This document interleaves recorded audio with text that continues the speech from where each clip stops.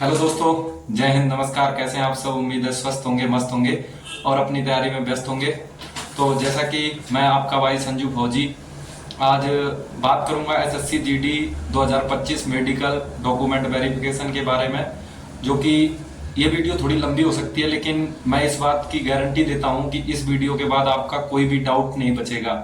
ठीक है, मैं पूरे ही अपना पूरा एक्सपीरियंस जो रहा हमारा मेडिकल में पूरा बताऊंगा स्टेप बाय स्टेप। तो वीडियो थोड़ी सी लंबी हो सकती है, लेकिन स्किप नहीं करना ताकि आपका कोई भी डाउट निकले ना। और फिर भी अगर आपका कोई डाउट बचता है, पहले तो मैं ये बोलता हूं कि नहीं बचेगा, लेकिन अगर फिर भी आपको ऐसा लगता है कि कोई डाउट बचा है तो आप कमेंट कर देना। ठीक है, आपका रिप्लाई 100% दिया जाएगा। जैसे कि अक्टूबर में आपके मेडिकल शुरू होने वाले हैं, तो अभी बहुत ज्यादा डाउट आते हैं, आपको नहीं, मुझे भी आए थे। और उस टाइम भी कुछ ऐसी वीडियोस मिल गई थी जिसकी वजह से हमें थोड़ा मतलब रिलैक्स फील हुआ था। तो बात करेंगे क्रूशियल डेट का क्या सीन है, और क्या क्या डॉक्यूमेंट चेक होते हैं, कौन कौन सा टेस्ट होता है, और आंखें कैसे टेस्ट होती हैं, कलर विजन कैसे टेस्ट होता है, आंख कैसे टेस्ट होती है, नाक कैसे टेस्ट होती है, कान कैसे टेस्ट, सारा स्टेप बाय स्टेप बताएंगे।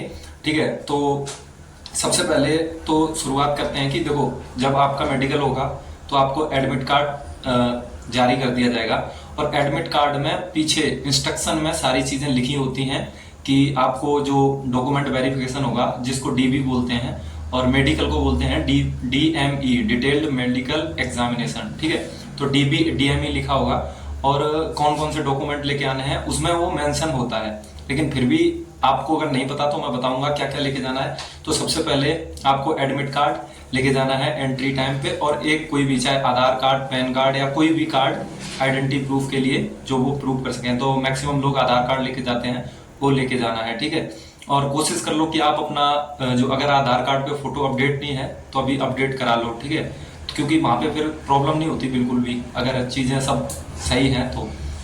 ठीक है, उसके बाद आप जैसे ही एडमिट कार्ड के साथ एंट्री हो जाओगे, कहीं भी आपका कोई सा भी सेंटर हो, मैं स्टेप बाय स्टेप बताऊंगा क्या क्या प्रोसेस होगी, और मतलब कब और क्या होता है, सारी प्रोसेस बताऊंगा। ठीक है, तो जैसे ही आप अंदर जाते ही आपको बायोमेट्रिक होगा। ठीक है, और बायोमेट्रिक में आपका अंगूठा लगवाया जाएगा, और किसी कारणवश जैसे जिस भाई का या बहन का अंगूठा नहीं लगता है तो उनको एक फॉर्म दिया जाएगा, जो कि बहुत बड़ा फॉर्म होता है, लगभग लगभग उसमें 1 घंटा लग जाता है भरने में, और आपके 10 फिंगरप्रिंट, ठीक है, उसमें लिए जाते हैं। और उनका क्या रहता है कि फिर बाद में उनका रिजल्ट विदहेल्ड में आता है। ठीक है, हालांकि तुम्हारा मेडिकल कराएंगे, सारा कुछ होगा, लेकिन रिजल्ट आपका लास्ट में आएगा। ठीक है, मतलब ये लोग ट्रेनिंग भी कर लिए होंगे, तो कोशिश करना कि आप विदहेल्ड में ना जाए। अगर आपका नहीं लग रहा है तो रिक्वेस्ट करके 2 बार 3 बार ट्राई करना। ठीक है, बाकी सैनिटाइजर वगैरह लेके जाना, तो हाथ जब कभी कभी होता है तो अंगूठा धुलना है। ठीक है, फिर उसके बाद फिर आपकी प्रोसेस होगी डॉक्यूमेंट वेरिफिकेशन की। ठीक है, तो उसमें आपको 10th की लगाई होगी, 12th की लगाई होगी, जो भी आपने हाईएस्ट क्वालिफिकेशन लगाई है वो अपने, जो मतलब एकेडमिक बोलते हैं जिनको, स्कूल के डॉक्यूमेंट वो ले जाने हैं, आधार कार्ड, पैन कार्ड या कोई भी एक पहचान पत्र। ठीक है, और अगर आप ओबीसी से हैं तो ओबीसी सर्टिफिकेट जो कि सेंट्रल का होना चाहिए, और ईडब्ल्यूएस हैं तो ईडब्ल्यूएस सर्टिफिकेट। अब बात रही क्रूशियल डेट की, तो क्रूशियल डेट देखो, हमारे टाइम में बिल्कुल भी चेक नहीं हुई थी, और बहुत से सेंटरों पे चेक होती है, तो इतना मतलब खास वो नहीं है। अगर आपको फिर भी ऐसा लग रहा है कि मतलब मेरी क्रूशियल डेट की प्रॉब्लम है, तो आप कर सकते हैं कि कहीं भी जाके, अपनी तहसील में जाके, जहाँ पे एफिडेविट वगैरह बनते हैं, वहां पे ये बात बनवा लेना। अगर आपके पास सेंट्रल का पुराना था तो उसके बेस पे बनवा लेना, और अगर आपके पास सेंट्रल का था ही नहीं तो स्टेट लेवल के बेस पे बनवा लेना, लेकिन एक एफिडेविट बनवा लेना, ताकि अगर आपको वहां पे रोकें तो आप वो प्रूफ के लिए दे सकें। बाकी रोकेंगे नहीं, हमारे टाइम पे नहीं रोका था, पूछा भी नहीं था उन्होंने, बस ये देखना था कि आपके नाम ठीक है, आपका एड्रेस ठीक है, बाकी सारी चीजें ठीक है, बस ये चीज चेक करते हैं। तो उम्मीद है कि आपको क्रूशियल डेट वाली प्रॉब्लम, टेंशन दूर हो गई होगी। और बहुत से भाइयों का मैक्सिमम कॉल आती है, मेरे साथ वाले लड़कों का भी, कि यार ये क्या है। तो मैं बता रहा हूँ, टेंशन नहीं लेनी। ठीक है, कुछ नहीं होता है, आप रिटर्न क्वालिफाई करके गए हो, आपको इतनी रिस्पेक्ट के साथ बात करेंगे, कोई आपसे गाली गलौज कुछ भी नहीं करेगा। ठीक है, उसके बाद एक फॉर्म दिया जाएगा, वो फॉर्म भरेंगे, सब भरते हैं, बता देंगे स्टेप बाय स्टेप कैसे भरा जाता है, वो वहां पे भरवा देंगे। ठीक है, उसके बाद ये आपकी डॉक्यूमेंट वेरिफिकेशन की प्रोसेस हुई कंप्लीट। उसके बाद आपको छोड़ देंगे नाश्ता वास्ता करने के लिए, और नाश्ता करने के बाद, नाश्ता नहीं, पहले नाश्ते के लिए नहीं छोड़ेंगे, सॉरी, उससे पहले फिर आपको ले जाएंगे मेडिकल के लिए, वहां पे आपको ब्लड सैंपल लिया जाएगा और यूरिन सैंपल लिया जाएगा। ठीक है, ये सैंपल लेने के बाद फिर आपको नाश्ते के लिए छोड़ देंगे। उसके बाद फिर बुलाएंगे और एक्स्ट्रा मतलब जो आपका एक्सरा होगा चेस्ट का। ठीक है, ये 3 होने के बाद टेस्ट फिर आपके ग्रुप बनेंगे। ठीक है, ग्रुप बनेंगे तो ग्रुप जैसे कि वहां पे 4 डॉक्टर हैं या 5 डॉक्टर हैं, जितने भी डॉक्टर होंगे उस हिसाब से जितने भी टोटल लोग गए होंगे उनको डिवाइड कर दिया जाएगा। अब वो आपकी किस्मत है कि आपका जो डॉक्टर है वो कैसा है। ठीक है, तो कई डॉक्टर बहुत अच्छे होते हैं, कई डॉक्टर थोड़े स्ट्रिक्ट होते हैं, कई नॉर्मल होते हैं। तो ऐसे उस डॉक्टर के पास जैसे जैसे ग्रुप होगा आपको भेज दिया जाएगा। चेस्ट नंबर नहीं देते हैं, चेस्ट नंबर नहीं देते हैं मेडिकल में जहां तक है, और मेरे को मतलब चेस्ट नंबर नहीं देते हैं, नाम से ही होता है जहां तक है। ठीक है, फिर उसके बाद बोल देंगे कि इस रोल नंबर से लेके इस रोल नंबर तक इस डॉक्टर के पास इस स्टेज तक आप पहुंच गए। ठीक है, वहां आप जैसे ही उस डॉक्टर के पास जाएंगे तो सबसे पहले डॉक्टर आपका कंफर्म करेगा कि ये सारे लोग आ गए हैं। अगर आप वहां पे कंफर्म हो जाएगा, उसके बाद फिर स्टार्ट करते हैं नौकनी से। अब वो किस से करता है नहीं पता, बट मैं आपको एक एक स्टेप बताऊंगा। नौकनी चेक करेंगे, नौकनी चेक करते हैं, आपको नॉर्मली खड़ा कर लेंगे। खड़ा करने के बाद वो एक स्केल होती है, उस स्केल को आपके घुटनों के बीच से निकालेंगे। अगर स्केल नहीं फंसती है तो आप फिट हो, अगर फंसती है तो भी 2-3 एंगल से चेक करते हैं वो। ठीक है, ये हो गया। स्केल ऐसे में नहीं, ऐसे में निकालते हैं। ठीक है, तो टेंशन नहीं लेना। अगर बहुत ज्यादा कर्व है तो थोड़ा बहुत बोलते हैं, बाकी ऐसा कोई टेंशन होगी नहीं। ठीक है, उसके बाद फिर आपके हाथ चेक करेंगे, हाथ में ऐसे करके एंगल चेक करेंगे। एक होता है मशीन, उससे एंगल चेक करेंगे। 19 से मतलब 18-19 डिग्री तक चल जाता है, 19 साढ़े 19 भी चल जाता है, 20-20 चल ही देता है। ठीक है, फिर उसके बाद आपको बोलेंगे कि दीवार को पकड़ के उछलना शुरू कर दो। ठीक है, आप कदम ताल शुरू करोगे तो इससे क्या होता है कि फिर वो आपकी वेरिकोज वेन चेक करेंगे, पीछे जो आप जानते होगे वेरिकोज वेन चेक होगी। उसके बाद फिर आपको घुमाएंगे, हाथ में पसीना, पैर में पसीना और पैर में गड्ढा, ये सब चेक करते हैं। ये चेक करने के बाद फिर वो आपका बीपी नापेंगे। तो कई बार क्या होता है कि हम जब कदम ताल करते हैं तो बीपी थोड़ा बढ़ जाता है, लेकिन फिर कोई टेंशन नहीं है। और उनके पास एक कागज रहता है, अगर उनको कोई पॉइंट होता है तो वो उस पॉइंट उस पर नोट करते हैं। आप इस हल्की सी नजर रखना कि इन्होंने कुछ पॉइंट लिखा या नहीं, अगर नहीं भी देखोगे तो भी चलेगा।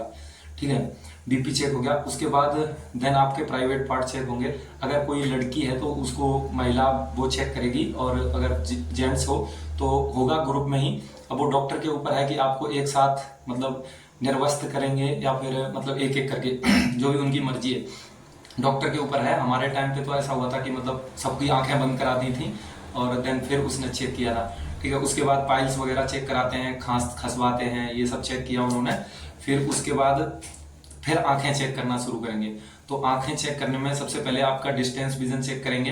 तो एक होता है उसमें अक्षर पढ़वाते हैं, ऊपर से नीचे की तरफ आएंगे पढ़ते हुए। अगर आपको कोई पॉइंट नहीं होगा तो लेफ्ट राइट ऐसे करके दोनों आंखें चेक हो जाएंगी। उसके बाद फिर सर्कल होते हैं, सर्कल जैसे एक सर्कल है, एक तरफ खुला हुआ होगा, ऐसे से पूछेंगे इसका मुंह किधर खुला है, ये वो। हमारे टाइम पे तो आई फ्लू चल रहा था बहुत बुरा, लेकिन फिर भी हमने कोशिश की और हम टेंशन फ्री पास हुए। सबसे पहले मेडिकल में अगर सबसे इंपॉर्टेंट चीज है वो चीज है घबराना नहीं है। जो बंदा घबरा गया वो हाइपर टेंशन हो जाती है, बीपी उसका कम ज्यादा हो जाता है, तो ये पॉइंट सबसे बड़ा रहता है, ये जल्दी कटता भी नहीं है। ठीक है, क्योंकि जब एक बार आपको रीमेडिकल दे दिया गया फिर आप जहां भी जाओगे तो आपको टेंशन और बढ़ेगी कि यार होगा नहीं होगा। तो टेंशन नहीं लेनी है, और सबसे ज्यादा लोग पास जब ही होते हैं जब आप टेंशन नहीं लोगे, हमेशा कॉन्फिडेंट रहोगे। ठीक है, कि मैं पास हो जाऊंगा। उसके बाद वो कलर विजन चेक करेंगे, बुक होगी उससे कलर विजन से सारे अक्षर पढ़वाएंगे। ठीक है, जैसे भी होता है। और फिर आपसे पढ़वाएंगे अखबार। अगर आप हल्के से भी तुतलाते हैं, अटकते हैं, तो आपको धीरे धीरे पढ़ना है, मतलब आराम से खूब समझना है फिर पढ़ना है। ये नहीं कई बार तो ठीक ठाक जो पढ़ लेते हैं हिंदी, उनको भी दिक्कत होता है। अगर आप हिंदी में मतलब हिंदी भाषा जानते हैं तो मैक्सिमम हिंदी जानते ही हैं, हिंदी पढ़वाएंगे। अगर आप इंग्लिश में कंफर्टेबल हैं तो इंग्लिश पढ़वाएंगे। हालांकि वो सिर्फ ये देखना चाहते हैं कि ये बंदा तुतलाता तो नहीं है या अटकता तो नहीं है, ऐसी चीजें चेक करते हैं। ठीक है, फिर उसके बाद वो कान का टेस्ट करेंगे, वो पर्दे वगैरह का चेक करते हैं उस मशीन से। देन उसके बाद एक कान का टेस्ट इतना खतरनाक होता है कि उसमें आपको बहुत सावधानी बरतनी पड़ेगी। वो होता है कि एक पेपर जैसा होगा, आपके कान के पास लगाएगा और ऐसे करके पेन उस पे पीछे पीछे पीछे घिसेगा, और एक बंदे को बोलेगा तुम दूसरे कोने में खड़े हो जाओ और मतलब काउंटिंग करनी है रैंडम, 1 से लेकर 9 तक कोई भी नंबर बोलना है रैंडमली। ठीक है, तो ये चीज बुलवाते हैं, उसमें आपको बताना होगा कि वो बंदा कौन सा नंबर बोल रहा है, और मतलब एक तरीके फुसफुसाहट की तरीके से बोलता है वो, और जबकि आपके कान के पास खर खर खर खर खर हो रहा होता है। तो इससे कान चेक करते हैं। उसके बाद वो ये सारी प्रोसेस करने के बाद एक दो स्टेप और भी करते हैं जो उनके होते हैं, ठीक है। करने के बाद आपको वहां से छोड़ देंगे और बिठाएंगे, बातचीत करेंगे, थोड़ी बहुत बोलेंगे कि आप कल मॉर्निंग में या जब भी उनको अगर छुट्टी नहीं, मेरी तो छुट्टी थी तो 3 दिन बाद मेरे को रिजल्ट दिया था।